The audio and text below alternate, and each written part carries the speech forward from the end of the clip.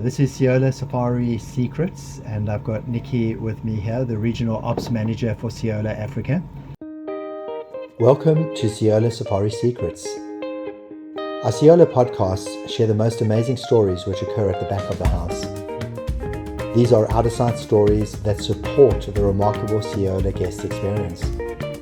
Our hope is that these stories of intrigue demonstrate the wonder and amazement of the Seolo bush experience.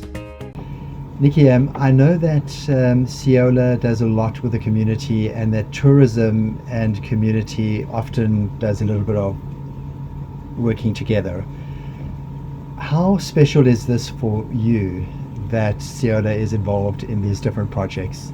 Very, actually, because my mum used to work for the Rural Foundation, and she worked with developing clinics and schools, and she worked for child welfare and so on. So I grew up feeling that it was part of our responsibility as human beings to help other human beings. And even more so in the case of Seolo Africa, or any lodge that's based within a protected area, because the more the community feels the benefits of that lodge being there, the more they will support that area. Yes. If they feel a tangible benefit, they get jobs, they see businesses being developed, their education improves, their roads improve, etc., etc. They won't be so tempted to join the poachers and or try and shut down a protected area, which could be seen as a rich man's playground. Yes. So yeah, it's very exciting and very, very important, not only for us but for anyone operating in a protected area. Okay. So it's got to be a win-win, so that there's sustainability in what it is that we do. Is there one particular area of giving, and I know most areas of giving probably make your heart come alive, but is there one that's almost closest, dearest to you? There is, yeah. Before I came into the safari industry, I studied public relations, and then later studied teaching through UNISA. And so education has always been very close to my heart. And so we've been very lucky that we've been able to link up with the Sumbandila Scholarship Fund, yes, which works with people from disadvantaged and impoverished backgrounds in mostly rural areas, and ensures that they get a really good secondary education, and then also assists them in getting a good tertiary education.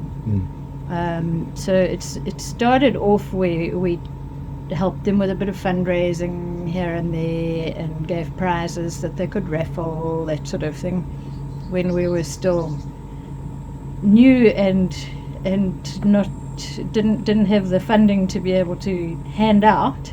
But it's grown as it's gone along. We've now got to the point where we actually sponsor a bursary for somebody who's studying hospitality at the International Hotel School. yes, and where we also take on interns, and in fact 2 of those interns eventually became permanent members of staff here in the Kruger. Okay. So yeah, right. it's very exciting.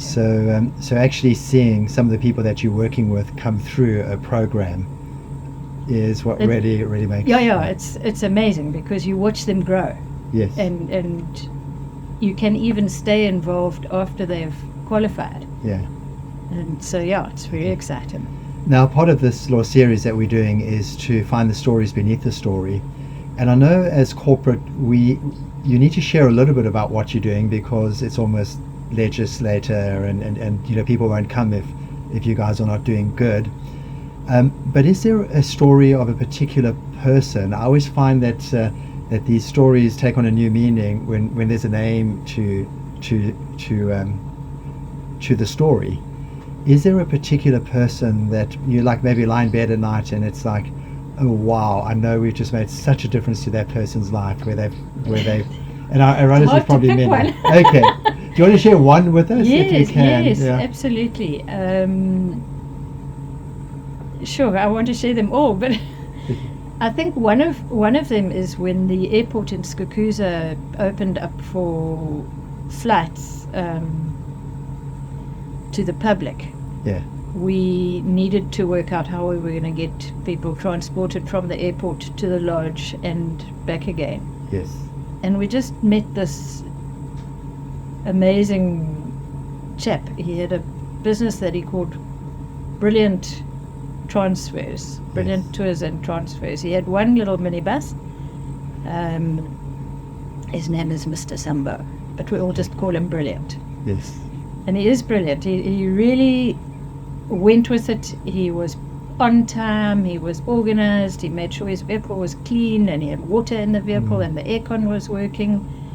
And so we started up with him, and that's been going on now for some years. He's now got 2 vehicles and a trailer and employs another person. Yeah. And that's just from our guests. Yes. The other vehicle can go and do other things if we don't need them both. So his business gets to grow.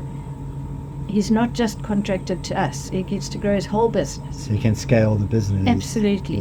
Yeah. Okay. Okay. And that's fabulous. Yeah. Because I think that's really exciting when there's people that we can name. There's a guy called Tom Peters. He's talking about leadership, but he says the legacy of a leader are the handful of people that say, I am where I am today because of you.